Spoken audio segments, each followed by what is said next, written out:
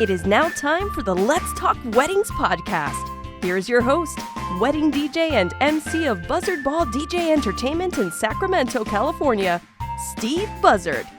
Hey friends, welcome, and I am so glad you are back for our second episode of Let's Talk Weddings. I am so psyched because today I'm going to introduce you to a man that is well known in the wedding industry and was the inspiration for me to do this podcast. His name is Matt Campbell, and he hosts the Wedding Songs podcast. He also has an amazing website called myweddingsongs.com, which basically gives you every playlist you can think of as it relates to weddings. If you're a DJ, you definitely have used myweddingsongs.com. And if you haven't, well, you need to check it out.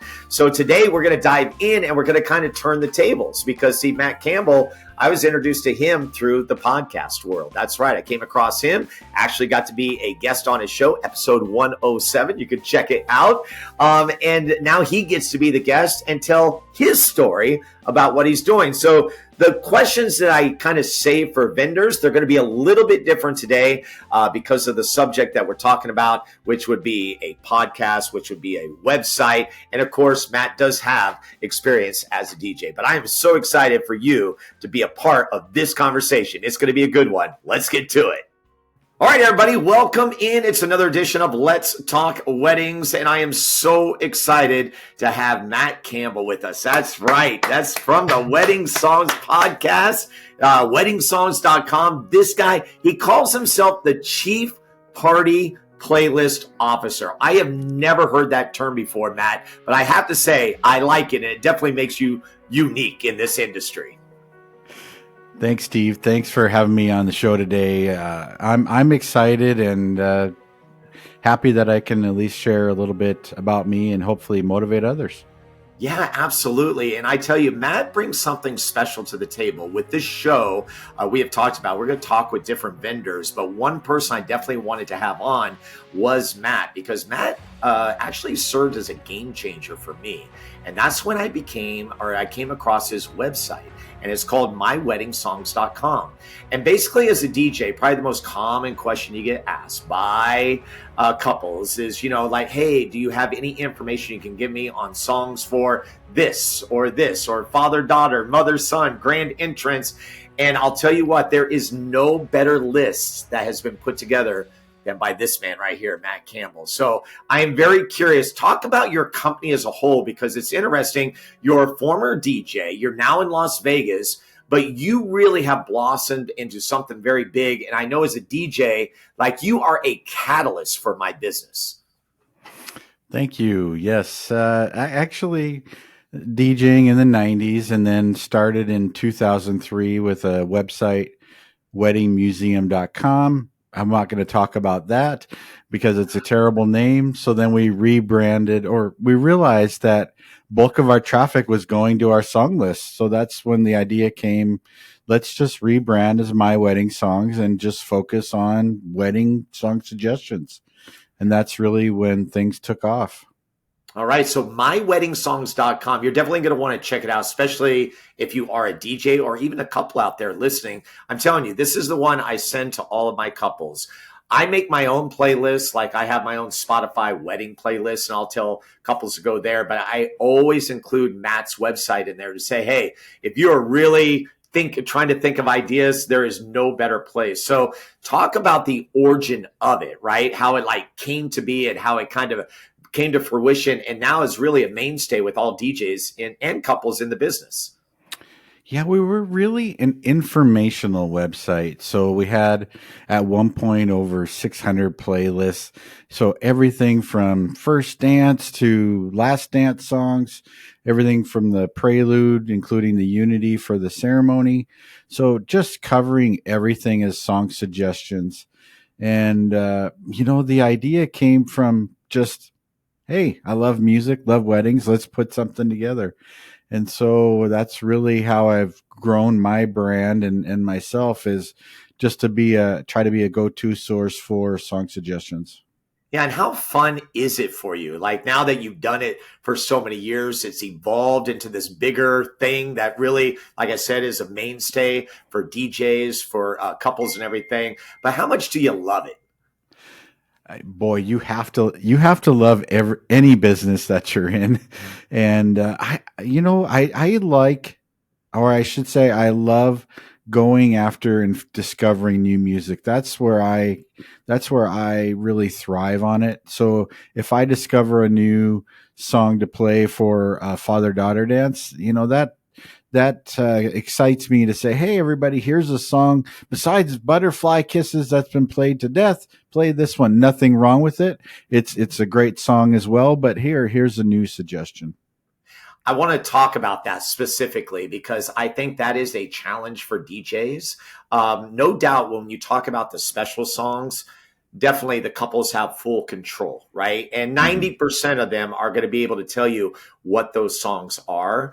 But when it comes to those few couples that you get, at least I know for me, that say, hey, what do you suggest? I have to admit, it's hard to go to a new song because you don't know how it's going to hit for everyone there. And it may not matter because with special songs, it's really maybe only relatable to the people involved with the dance, whether it be the first dance, father, daughter, or mother, son. But can you speak to that? Because sometimes that challenge is really tough to really pull a trigger on a new song, even though you know, man, this could be a good one. So I'm really changing the way the lists are built. This is going to take probably a year or so, but instead of just saying, here's a list of father daughter songs, that's worst case scenario because now the couple and the DJ has to listen to every song on the list. Then I moved on to here's the great country songs, here's the great R&B songs, and now I'm really transitioning into. We'll just keep on the father daughter topic. So now here, let's say you are friends with your dad. Here's a couple of great friend songs. Maybe you want a perspective from the bride. Here's some songs that say, "Hey, Dad, you're a hero," or I love you, those sorts of things. And then from the father's perspective. So it's really narrowing it down now into specific moments and scenarios instead of here's just a great list of songs. Yeah, filtering it down. Although, listen, it's always a lot of fun to just go like, what are the top songs? And as Sure. DJs, we just kind of nod our heads like, yep, yep, yep, that's good, that's good. But when you really break it down like you're doing right now, it can get specific because, like you said, so much has changed within kind of the music as it relates to weddings. Like you said, it may not be a father daughter. It could be stepfather. It could be stepmother. It could be mother mother. It could be father father. There's so many scenarios, and then of course you have genres of music that are to be used. But the fact that you're able to take the time and really break that down, I think really that's why everyone goes to myweddingsongs.com is because the answer is usually there. But it's great to see that you're still doing more work to break it down even further. Yeah, it's I think that's really where the benefit's going to come in for couples because it's one thing to say I want a country song. It's another, well, is this too lovey-dovey for a parent song? That's what I'm trying to narrow it down. That's beautiful. Once again, this is Matt Campbell. He's with myweddingsongs.com. We've actually scratched the surface because that's one aspect of what he does. He is also a host of a podcast. That's where I came across him. And we're going to be talking about the podcast for just a moment. But I've got to talk about the DJ days. So you got to take me back to where it all started, to where you initially got into this business. So I started right out of college, started working for somebody else, and then I'm going to date myself, but I started my company in I think it was July of 2020, July of 1993, and started a end of summer dance and bought new speakers, everything, and I would say about 500 local kids showed up to that dance in Missoula, Montana. And so just got that buzz, that feeling of, oh my gosh, I'm playing something. Everybody, that feeling. Everybody's on the dance floor. This is the greatest. And when did you make that merge into weddings, right? Because you had a 7-year run as a DJ in the business Right. that you're talking about. Obviously, you had to make that kind of that transfer over to weddings to do what you're doing today. Gosh, I thought about that And I don't remember how that all went down. I think it's just progressed just because that's where the money is. Yeah. It's interesting. So I know looking back, about 50% were weddings, 50% were schools, because this is the days before the internet, and I would send out flyers. I would go get a list of all the high schools in Montana and send out flyers quarterly to every single school. So I did a lot of schools as well.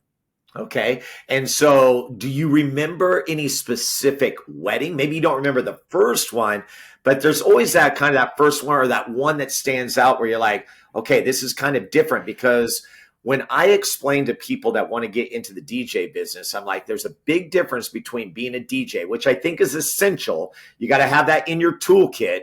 But when you become a wedding DJ, it becomes something much different, because then you got to tag on something called MC, and then there's the teamwork aspect with other vendors. Can you speak to that? Yeah, it's funny. I worked with other DJs in the area, and you are so right that you have to have a sense of professionalism and wanting to have a successful event for the couple. And learning back then was really difficult. It was reading books, and you figure I started in '93, and I didn't even go to my first mobile beat experience till '98. So it was a huge inspiration just seeing what other people were doing and learning from them. But I agree that weddings are so important that you have to up your game, up your skills. It's more than just playing great music. Okay, so you're residing in Montana, and Mhm. then as you're going through the business, 2000 comes, and then you make a move, make a big move. You make a move to Las Vegas. What channeled that move for you? I met my wife, now wife, online in a Yahoo chat room for those that remember. Really? Oh, wow. This is a in a Yahoo chat room. Right. That's like Yeah. so old school, but I love it. Yes. And either she was going to move up there or I was going to move here in Vegas. And thankfully, she did not move up there. That's was initially the plan. And my last show was when the world was going to end, going into 2000. There, everybody's worried about computers not working, and so moved down here in 2003, and just started. Didn't want to rehash everything, start a new business. So I had a business degree, so got into purchasing, and then in like I said, in 2003, that's when I started my company, the weddingmuseum.com. And then in 2014, so it took me 14 years. And then I said, either I'm going to grow this business or I'm not. And then I started working for a marketing company. So Okay. And so, and what it led to is, like, in addition to the website that you have, you're an author of two books. Talk about those two books, because again, they serve a very good purpose within this industry. Yes, those are definitely one of my pride and joy. So I actually just launched this week. I don't know when this is going to be published, but we're the week of June 11th, and just released a new version of it that's very inclusive. So that way, if you're doing same-sex marriages, gay weddings, then you could use this book as well. But it's basically a wedding planner that helps you plan all of the wedding music for the ceremony and reception, and also includes song suggestions. So that's more for the engaged couples. And then also I would say more for the wedding DJs is another book that I created, the Wedding Songs Planner, that has over 60 playlists by era, genre, all of the moments of the wedding. And I'm working on a revision for that, but it's going to probably be in 2025, just because, like I said before, I'm trying to incorporate what songs to play for the based on the relationship. So that way, when you're trying to pick out, here's the list of the best songs of the 1960s, it's not just a generic list. It's going to say, here's the party songs, here's what to play during cocktail hour, that sort of thing, instead of just yeah, as they say, a vomit of information. Right. But here's where I think it is great is if you are starting out and you're trying to build a foundation, then these general playlists do serve a great purpose. So again, that's the wedding music toolkit and the wedding music planner. So just an updated version of the wedding music planner. And those you can find on Amazon. They're very easy to find, very affordable. Matt did a very good job. I actually have my hands on both of them. A great layout. But it's interesting too, because with music, like you said, you have to revise these every couple of years because it's always changing, isn't it? That's why I like the wedding music planner, the toolkit, just because it's less to update. Whereas, like I was saying before, the 60, of course, the greatest hits of the 60s aren't going to change too much, but having the new songs for that's being played for the party songs and the first dances, getting those updated, it's going to take it takes a lot of time. Okay, so I am curious, Matt, like when you made that move to Las Vegas, we know Las Vegas is the home of the wedding. There's no doubt about it, right? Shotgun or big wedding or anything in between. You were immersed in that, but yet you weren't a DJ. Like you stopped that and you kind of moved into other things. How did you like keep your touch on things, especially as it related to Las Vegas? So there's two things. One is because we are the destination capital of the world, there's an average of 200 weddings every single day here. Every Incredible. day, every day, Every people. day. He didn't say every year, every day. Yeah. It's crazy. So we are the only city in the United States that has a local wedding chamber of commerce. Hmm. So Oh, wow. joining that organization, I think when I joined, it was about 2015 or so. So that really helped to create the connections. And then, of course, my DJ friends, keeping up with that, but really watching the charts. I'm sure you could say too, Steve, that if you're looking at here's the top 100 songs on iTunes, you can kind of pick out, this is a wedding song. This one, not so much. I mean, even by the song title, you can say that has nothing to do with weddings. So it through time, just discovering the music and staying up on the hits. All right, I thought we'd have a little bit of fun. When you go to Google, and just like I found the podcast, My Weddings Podcast, Wedding Songs Podcast, excuse me, from our good friend Matt Campbell, I'm like, okay, I wonder what are some fun facts about wedding DJs? Well, it's interesting. This is what they come up with. Let's see if you agree out there. The importance of a wedding DJ can have a big impact on the reception, and some say they're the most important vendor to hire. How about that?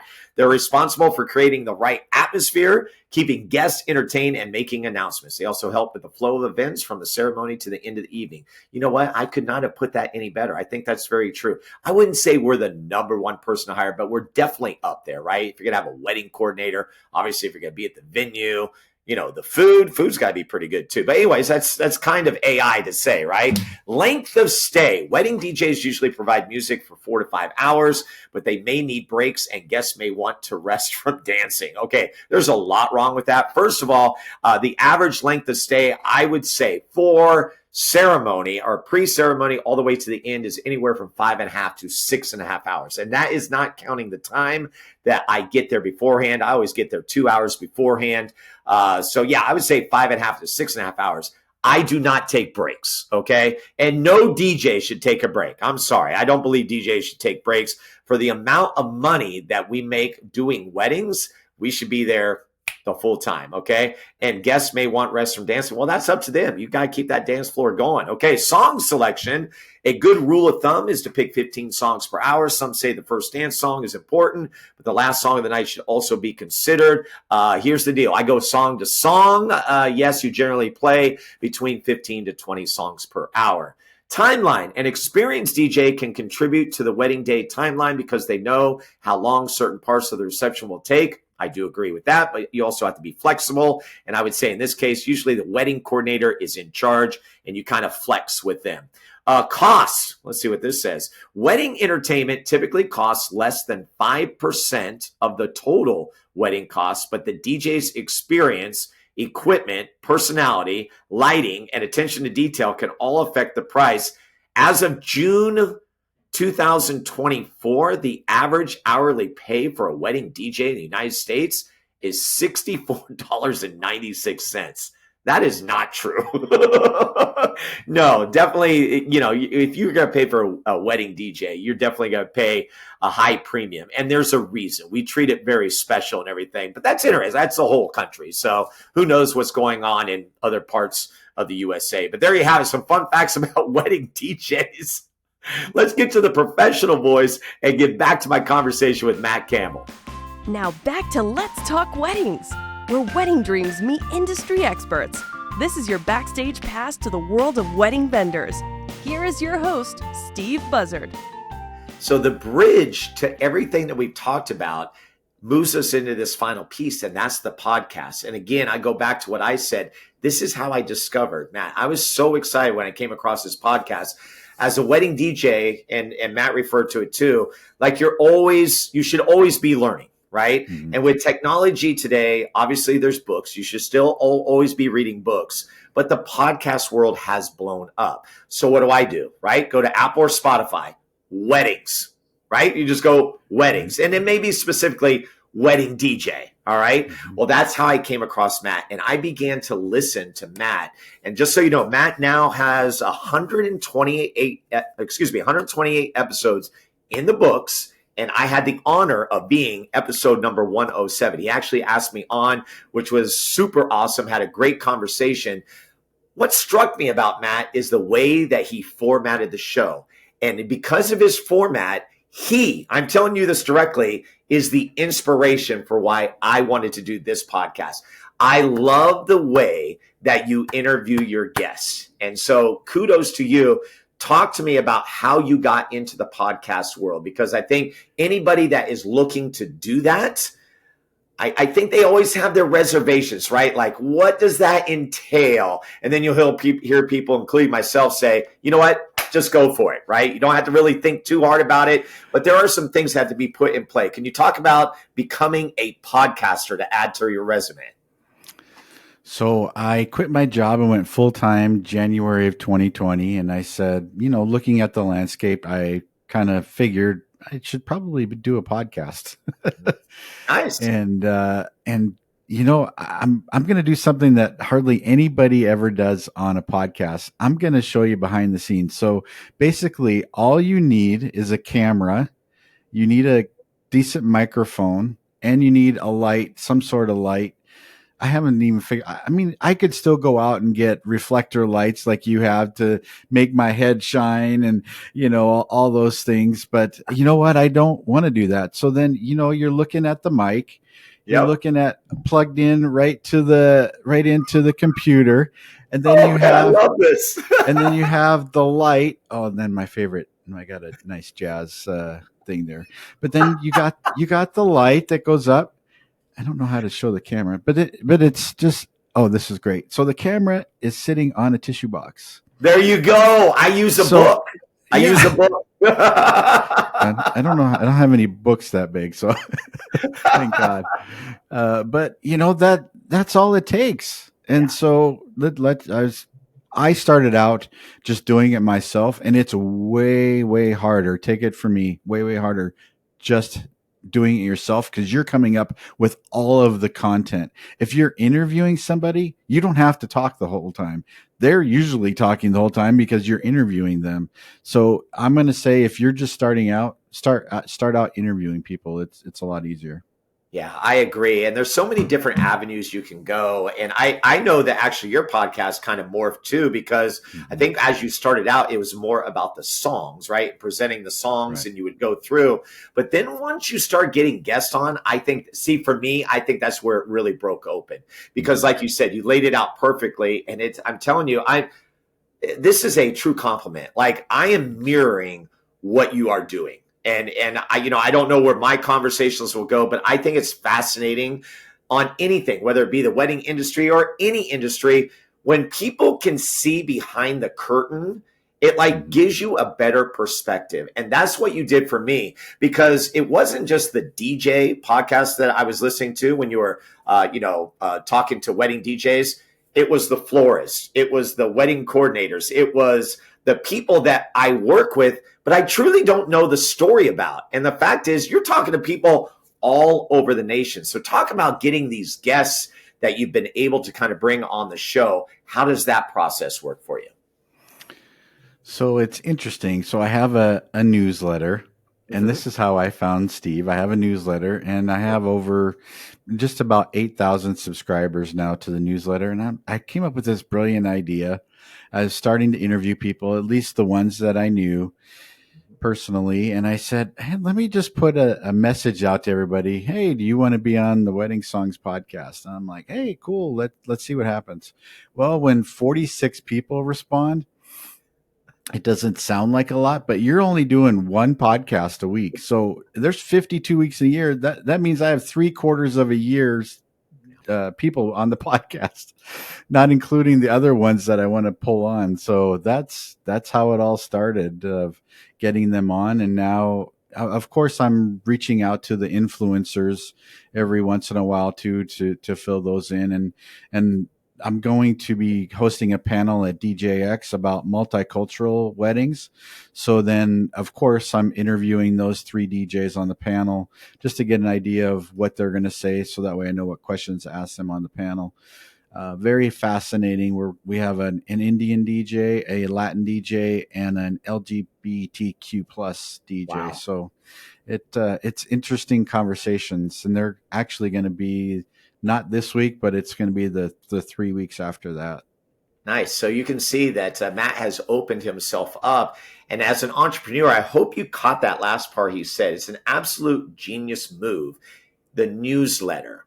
So speak to me about the newsletter, because the newsletter, I think for you, was very big, and it really allowed you to kind of go down these different avenues. And I think it's been a great source for getting your name out there so that people know, because when you listen to your podcast, every person that comes on your show, we are thanking you for the work that you have done. So I know that you see that as well.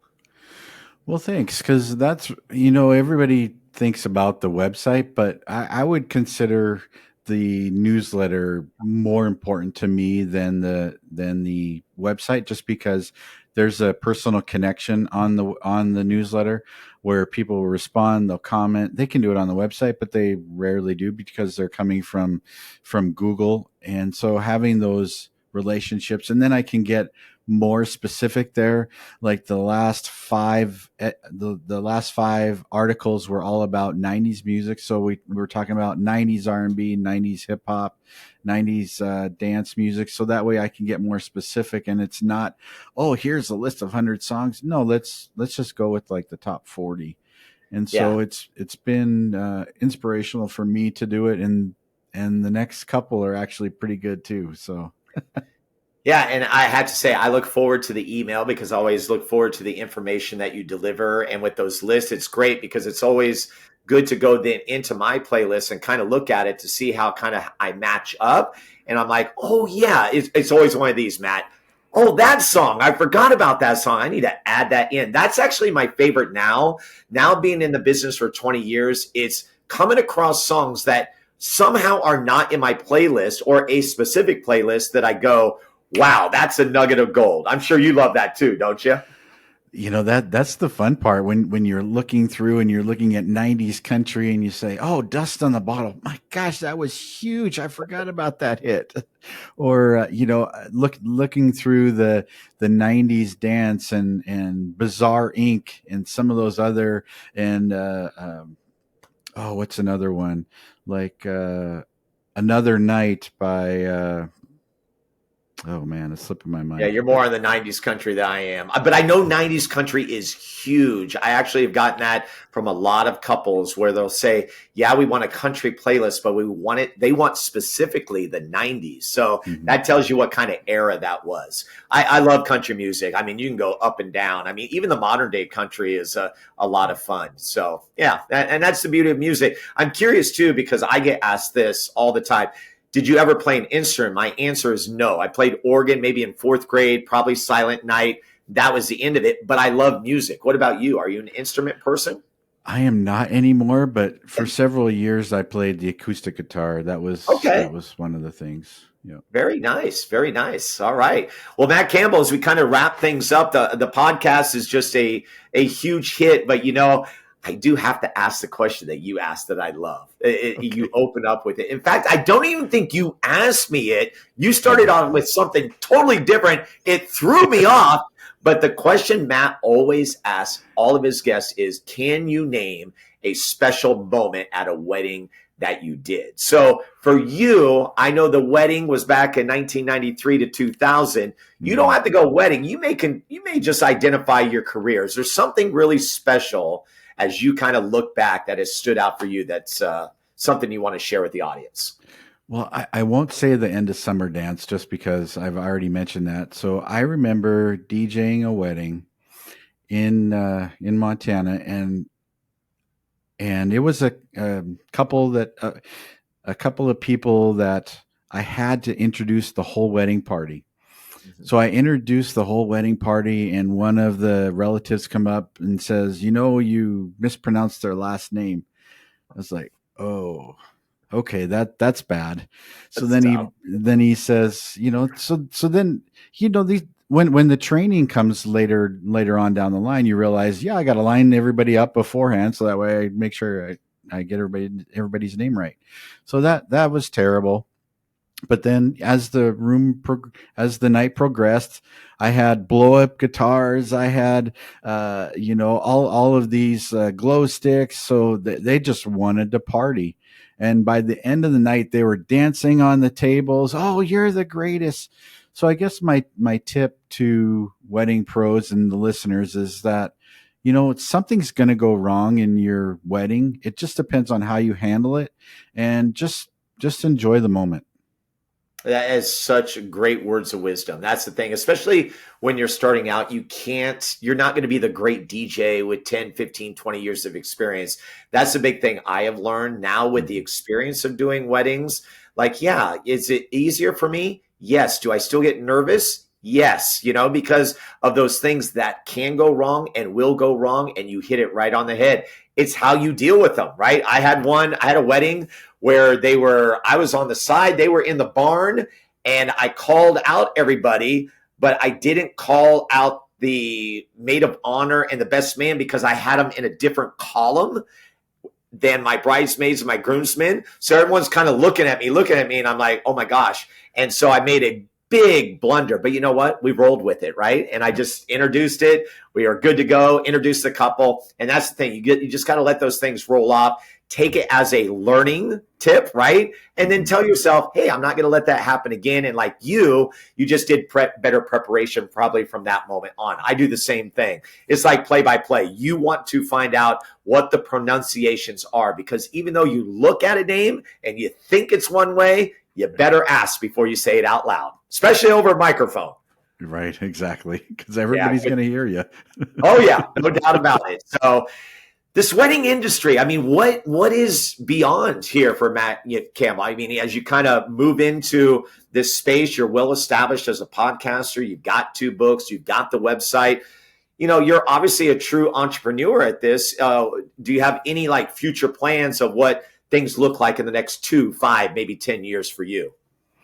The first thing is I recently created a wedding song generator. Yeah. So you can select it by the mood and by the genre. But now, because so many DJs gave feedback to say, this doesn't help me, I need a playlist. So we're working on a wedding playlist generator where you're going to get 10 songs instead of 1. Ooh. And then expanding on that into other genres, and just trying to make it easier for couples and for DJs too. So that way, if you're at a show, you know the top pop punk songs, but then now let's say just trying to get something different. Bam, you hit party songs, you do pop punk, and then now instantly you could in the future, you're going to have 10 songs, but even now you'll have 1 song. So now you have that 1 song. Sugar, We're Going Down. Great. I forgot about that one. Put it on. Hopefully you didn't forget about it. Hopefully you didn't forget. No. Or you put it on and, so. That's great. That's great, Matt. Well, hey, this has truly been an honor to have you on the program. Like I said, I definitely wanted you to be one of my first guests as I was launching this podcast. And I publicly get to thank you in front of, well, whoever's listening, right? To say thank you for the inspiration. It is great to be able to go into kind of different things like podcasts or even reading, could be a convention. And when you see someone and you appreciate the craft and then it inspires you to do something, whether it be similar or different or indifferent, it doesn't matter. It's truly an honor. So I want to thank you for what you've done for the wedding industry. And thank you, Steve, for your enthusiasm. You help excite me as well to keep doing what I'm doing, and wishing you all of the best of luck. You know, even if the followers don't start now, they eventually will come. So the best of luck. Yeah, thank you very much. And as we go away, can you once again remind everybody the different ways that they can find you? So 3 ways, just because everybody remembers in threes: website, myweddingsongs.com, newsletter, just Google wedding music letter. And then also the podcast is the Wedding Songs Podcast. Okay. And again, if you're a couple, if you're a vendor, and when I say vendor, any kind of vendor in the wedding industry, obviously I'm specific to DJs. You definitely want to check out what Matt Campbell is doing. He really is a great resource. And I will say specifically too, if you are a DJ just starting out, there is no better place to go if you are trying to set the foundation for different genres of music to have in place. So, man, what a great conversation. Hopefully it served you as it served me. And of course, we'll do it again next time. Thank you and have a great day. We'll see you. Thanks, everybody. Thank you so much for listening to today's Let's Talk Weddings podcast episode. Be sure to join Steve next time when he talks to another outstanding vendor in the wedding industry. The Let's Talk Weddings podcast can be found on all podcast platforms, including Apple and Spotify. Let's Talk Weddings is also featured on YouTube under Experience the Buzz. For more information about Steve Buzzard and his work, head to buzzardball.com or follow Steve on Instagram at BuzzardBallExperience.